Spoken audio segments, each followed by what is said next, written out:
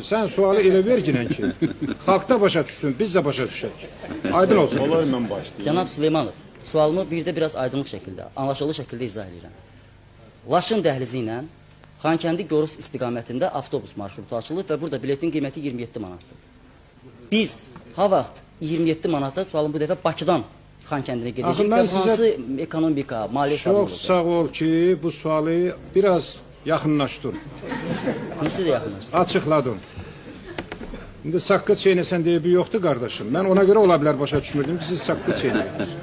Azərbaycanda nə olmasa da Azərbaycanın mal qarası, dəmir dümürü ütüləri İrana gedir, küllü miqdarda saqqız gəlir bura. Hətta yadımızdan çıxır, mətbuat konferansında da saqqız çeynəyirik. Deməli, inşallah mən prezident olaramsa, 3 aydan sonra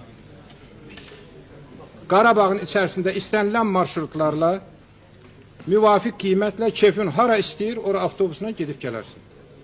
Allah qoysun. Ayrıca biz inanırıq ki, siz haqqınızda da qadağan edəcəksiniz.